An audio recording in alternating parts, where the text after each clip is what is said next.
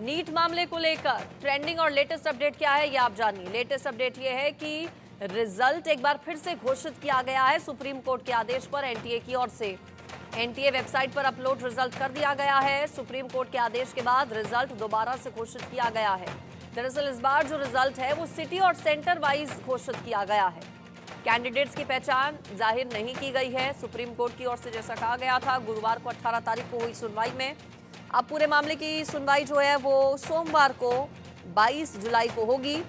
आज city wise centre wise result जारी किया गया है एनटीए की ओर से, जैसा कि सुप्रीम कोर्ट की ओर से ऑर्डर दिया गया था। और माना ही जा रहा है कि इससे काफी हद तक क्लैरिटी हो जाएगी कि आखिर कितने बड़े स्केल पर, कितने बड़े पैमाने पर पेपर लीक हुआ था नीट का।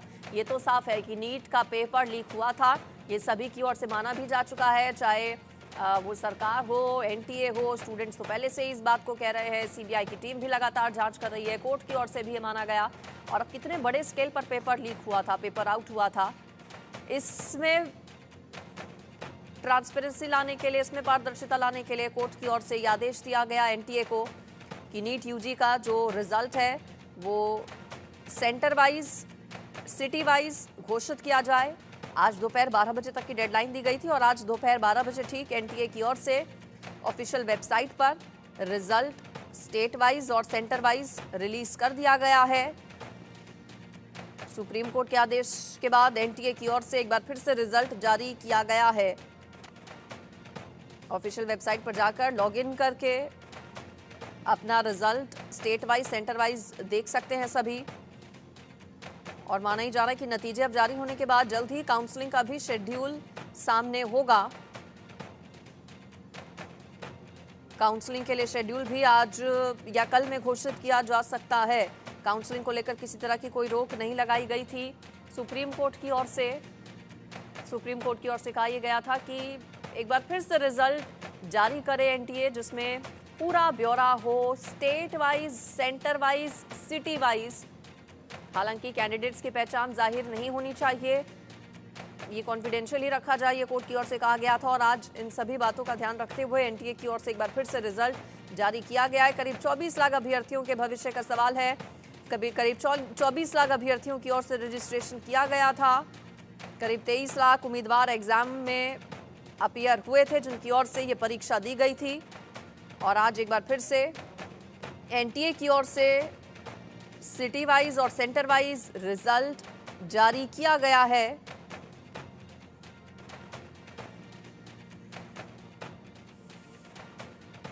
ज्यादा जानकारी इस पर मैं ले लेती हूं। मेरे साथ जावेद जुड़ गए हैं दिल्ली से, हमारे संवाददाता, साथ ही साथ रितेश मेरे साथ जुड़ गए हैं पटना से।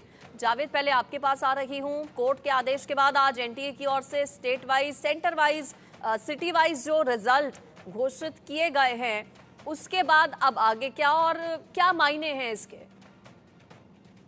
देखिए, सुप्रीम कोर्ट ने नीट स्कैम में जो पूरी गड़बड़ी का मामला सामने आया था, तो एनटीए ने सुप्रीम कोर्ट में और सरकार की तरफ से ये हल्फनामा दिया गया था कि पूरे इंडिया में स्कैम नहीं हुआ है, ना गड़बड़ी हुई है, कुछ जगहों पे हुई है। तो इस बेस को बनाकर ये कहा गया था कि कोर्ट में रखा गया था कि जो आइडेंटिफाई कर लिया गया है, और सीबीआई का भी हवाला दिया गया था कि सीबीआई इस पूरे मामले की जांच कर रही है। और जिस तरीके से बिहार और झारखंड और गुजरात की गोधरा, राजस्थान का कुछ जगह आइडेंटिफाई हुआ था, महाराष्ट्र का लातूर, तो ऐसे में कहा गया था कि सारे स्टूडेंट के जो करियर से इस पर अगर दोबारा से एग्जाम होता है तो कहीं ना कहीं स्टूडेंट के लाखों बच्चे जिन्होंने एग्जाम दिया था उन पर असर पड़ेगा। तो इस तरह का हल्फनामा दिया गया था। उसके बाद इसमें 3 बेंच बैठे थे, जिसमें खुद सीजीआई भी बैठे थे।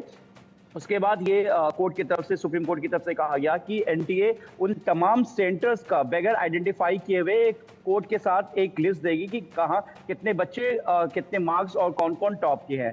लेकिन इसमें यह है कि जो दोनों पहलू से देखा जा रहा है, कुछ जो ज्यादातर छात्र यही कह रहे हैं और जो कोचिंग से जुड़े हुए जो लोग हैं कि इसमें बच्चों का करियर कहीं ना कहीं पूरी तरीके से बर्बाद हुआ है, दोबारा से एग्जाम होना चाहिए। लेकिन अगर इन्वेस्टिगेशन पॉइंट ऑफ व्यू से देखें तो इन्वेस्टिगेशन में सीबीआई अब ये भी देख रही है, क्योंकि सबसे ज्यादा अहम आज का जो जो डिस्प्ले हुआ है वो सीबीआई के लिए बहुत मायने रखता है। जिस तरीके से सीबीआई बिहार और झारखंड में एक एक सीक्वेंस को लेके मैच कर रही है।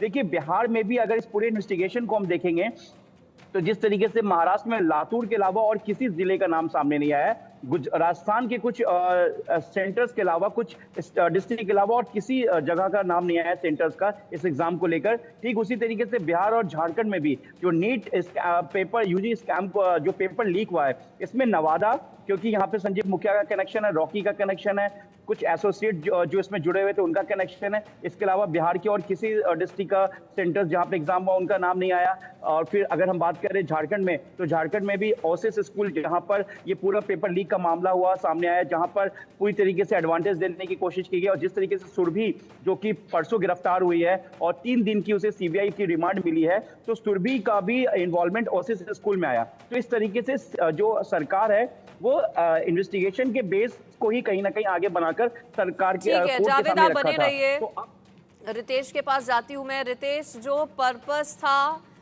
सुप्रीम कोर्ट की ओर से ये आदेश दिया जाना कि भाई आप सिटी वाइज और सेंटर वाइज रिजल्ट डिक्लेयर कीजिए, वो पर्पस क्या अब सर्व होता नजर आ रहा है? क्या इसके मायने हैं? क्या इससे फायदा होगा?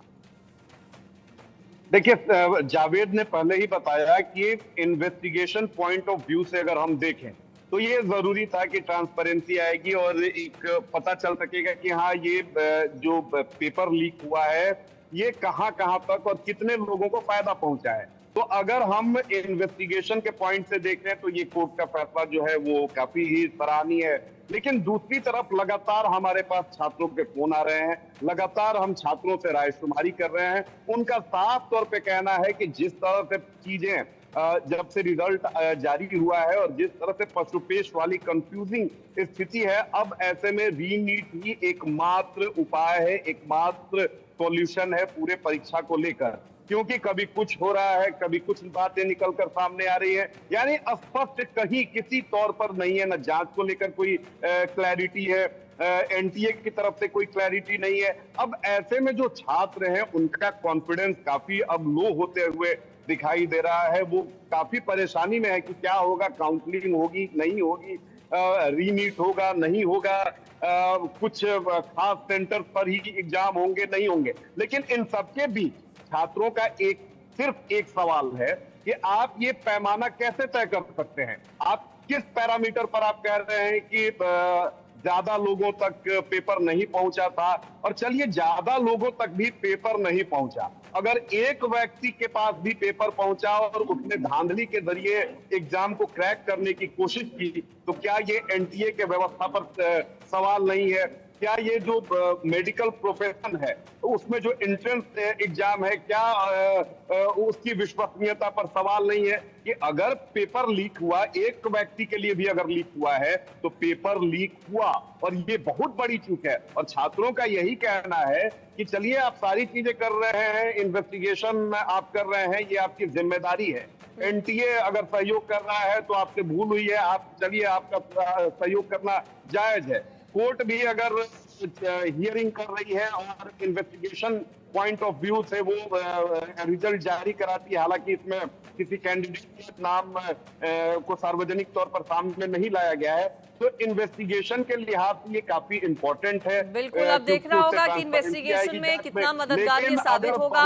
और जो काउंसलिंग है उसको लेकर भी डेट्स बताया जा रहा है कि जल्द ही एनटीए की ओर से जारी की जाएंगी। अब निगाहें सोमवार को 22 जुलाई को होने वाली सुनवाई पर टिकी।